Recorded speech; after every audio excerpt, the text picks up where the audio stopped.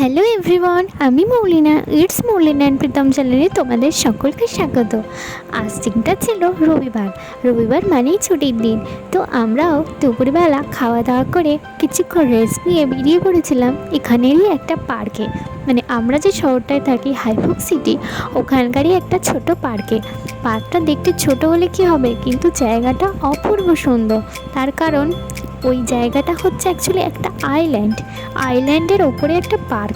যে পার্কটার theme base ছিল Korean ড্রামার কে পার্কের মতো, কিছুটা ওরকমই। কারণ এখনও পুরোপুরি পার্কটা পুরো তৈরি হয়নি, তো এখনও তৈরি হতে সময় লাগবে। আর আইল্যান্ডটা ছিল অপূর্ব সুন্দর, এখনও তৈরি হচ্ছে আইল্যান্ডটা। তো চলো ভিডিওটা দেখা যাক।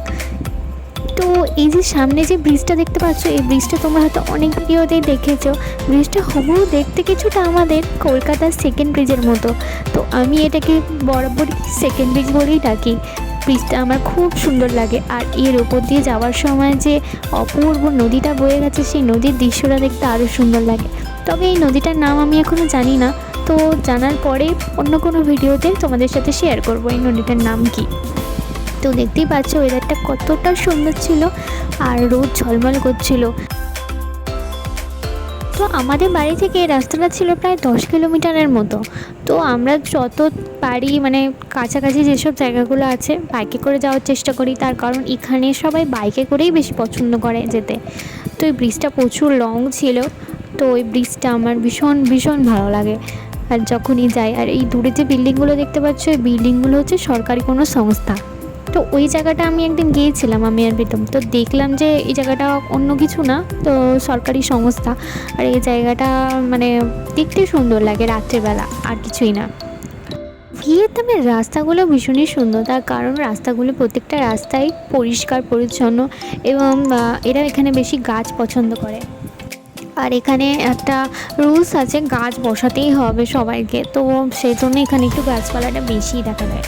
তো কথা বলতে বলতে আমরা প্রায় এসেই গেছি সেই জায়গাটায়। এই যে ভেনোমস রয়্যাল আইল্যান্ড, এই আইল্যান্ডটা এখনও পুরোপুরি তৈরি হয়নি, কিন্তু তৈরি হলে আরও সুন্দর লাগবে। এই যে দেখতে পাচ্ছ সামনে রয়েছে সমুদ্র। এই সমুদ্রটা অ্যাকচুয়ালি ভাগ হয়ে এসেছে। তো এখানে প্রচণ্ড সুন্দর ওয়েদার ছিল, ঠান্ডা হাওয়া, এবং ওয়েদারটা মানে সানসেট যখন হচ্ছিল তখন আরও সুন্দর লাগছিলো। এই যে বাচ্চাদের কত সুন্দর সুন্দর টয় ট্রেন, আরও অনেক কিছু ছিল। প্রচুর প্রচুর খাবারের দোকান ছিল। আর মানে এখানে এনজয় করার মতো খুবই ভালো জায়গা। তো মানে বিনা টাকাতে বলতে পারো, মানে খুব সুন্দর জায়গা। তো আমরা অনেক জায়গায় এদিক ওদিক ঘুরতে ঘুরতে দেখছিলাম অনেক জায়গা করা আছে যেখানে ছবি তোলার জন্য করা। আর এগুলো রাত্রেবেলা লাইটিং করা আছে, রাত্রেবেলা এগুলো হয়তো জ্বলে। আর সাইডে যে বিল্ডিংগুলো দেখতে পাচ্ছ, বিল্ডিংগুলো অপূর্ব সুন্দর লাগে আমার দেখতে। কারণ এখানকার বিল্ডিংগুলো কালারিং হয়, মানে এক একটার সাথে এক একটা কালার খুব সুন্দর কম্বিনেশন করে করানো। আর এটা একটা দোলনা, মানে এটা বাচ্চাদের সম্ভবত দোলনাটা ছিল।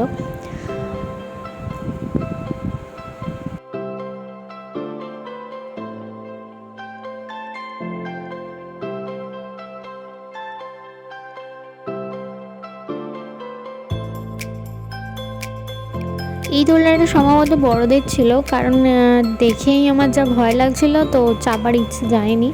আর প্রীতম তো একদমই এইসব দোলনা পছন্দ করে না। আর দোলনাটা ভীষণ ভীষণ উঁচু ছিল, যার জন্যই আমার ইচ্ছে যায় না এতটা চাপার। আর এই যে দোকানগুলো কি সুন্দর করা, আইসক্রিমের দোকানে আইসক্রিমের মানে ডিজাইন করা, পপকর্ন বা স্ন্যাক্সের দোকানে পপকর্নের ডিজাইন করা, এগুলো দেখতে বেশ সুন্দর লাগছিলো। আমরাও সাইডে গাড়িটা পার্ক করে রেখে আমরাও এদিক ওদিক ঘুরে দেখছিলাম আর একটু ছবি তুলছিলাম। আর এমনি তো অন্ধকার হয়ে আসছে, অন্ধকার হয়ে এলে আরও সুন্দর লাগে, এইখানে লাইটিংগুলো চলে। আর এই যে ব্রিজটা দেখতে পাচ্ছ, এটা হচ্ছে কোরিয়ান স্টাইলে করা। মানে যে প্রীতম স্লিপ খাচ্ছিল, ছোটোবেলার কথা হয়তো মনে পড়ে গেছে তাই। আর এই যে ভিতরে যে পার্কটা করা আছে অসম্ভব সুন্দর। আর এই ঝিলটার মধ্যে ছিল রঙিন মাছ। এই রঙিন মাছগুলোকে আবার খেতে দেওয়া যায়, তবে এখানে স্ট্রিক্টলি মানা করা আছে, খেতে দেওয়া যাবে না। আর এই যে ভিতরটা পার্ক করা আছে, আর এখানে অ্যাকচুয়ালি ফটোশ্যুট করার জন্য খুব ভালো জায়গা। আদার্স এমনি বসে টাইম কাটানোর জন্য ভালো। পারলে বাড়ি থেকে কিছু খাবার বানিয়েও এখানে আনতে পারা যাবে, কারণ এখানে কিছুটা পিকনিক স্পটের মতো জায়গাটা করা আছে। আর এখানে তো এমনি ছোটোখাটো খাবারের স্ন্যাক্সের দোকান তো আছেই। ভিতরটা ঘুরে দেখছিলাম যে কি করা আছে না আছে। এই অ্যাকচুয়ালি এটা একটা ঝিলের মতো করা, ঝিলের ওপরে ফ্লোটিং টাইপসের একটা মানে পার্ক করা আছে। আর এই যে হোটেলগুলো দেখতে পাচ্ছ, এগুলো অ্যাকচুয়ালি থাকার হোটেল, মানে কোনো ফরেনার এসে এখানে থাকতে পারবে। ভালো জায়গাটা।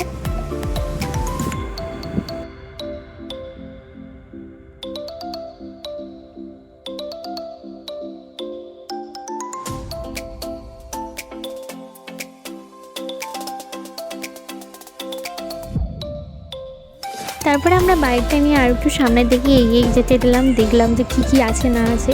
গেলাম সামনেও এগিয়ে গিয়ে একই জিনিসই আছে। তো আর একটুখানি এগিয়ে গিয়ে দেখা যাচ্ছে যে গাড়িটা পার্ক করে রেখে একটা মাঠ মতো পড়ছে। তো আশপাশে সব কিছু দেখছিলাম যে এখানে কী কিসের দোকান আছে না আছে। তো এখানে সময় কাটানোর জন্য ভালো জায়গা, মানে ছুটির দিনে পিকনিক স্পট টাইপসের, অনেক বন্ধুবান্ধবদের মিলে একসাথে আসা যাবে এখানে পরে। তো জায়গাটা দেখিয়ে রাখলাম। আর এই যে দোলনাটা এখন রাতেরবেলা চালু হয়ে গেছে অন্ধকার হতে, আর এখানে লাইটগুলো জ্বলতে আরও সুন্দর দেখাচ্ছে এই পার্কটাকে।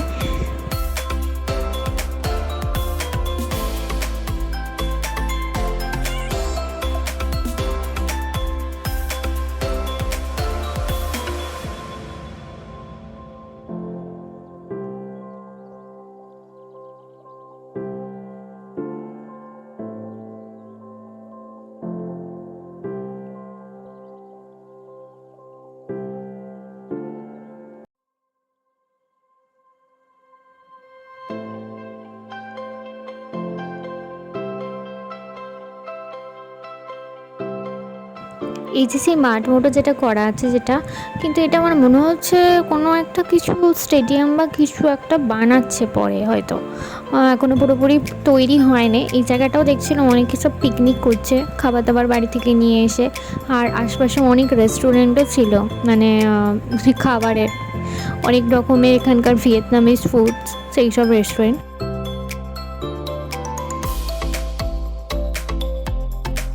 আর এই যে সামনে একটা গাড়ি যাচ্ছে দেখতে পাচ্ছ, এই গাড়িগুলো হচ্ছে এখানে কয়েক ঘন্টার জন্য রেন্টে নিয়ে এদিক ওদিক ঘোরা যায়। খুব সুন্দর এই গাড়িগুলো।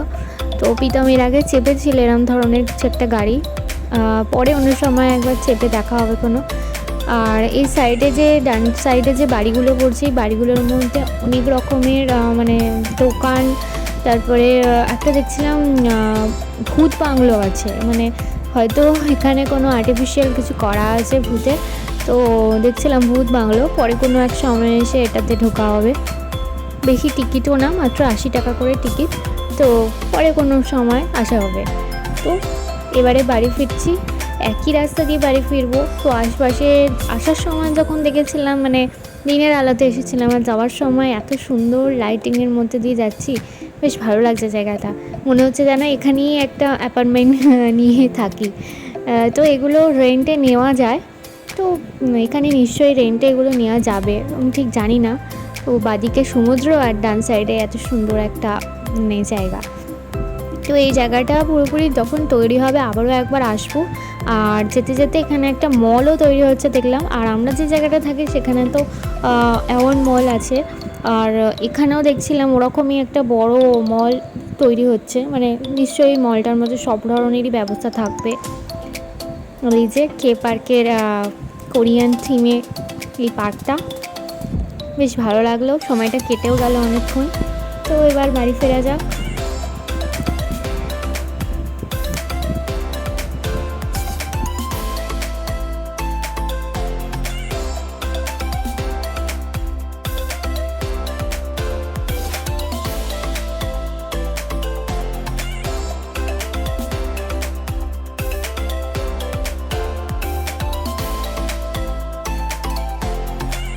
এই যে রাইট সাইডে যে মলটা তৈরি হচ্ছে এটাই সেই মল, এখনও তৈরি হয়নি, ভিতরে কিছু জিনিস নেই, বাইরেটা আপাতত তৈরি হয়েছে।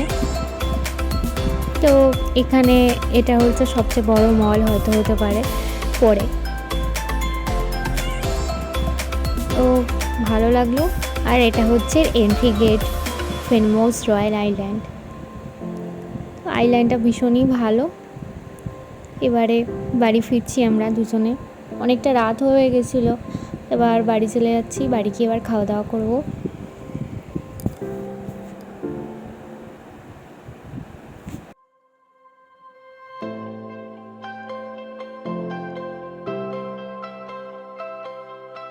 ভিডিওটা কেমন লাগলো অবশ্যই জানাবে, চ্যানেলটা সাবস্ক্রাইব করতে ভুলবে না।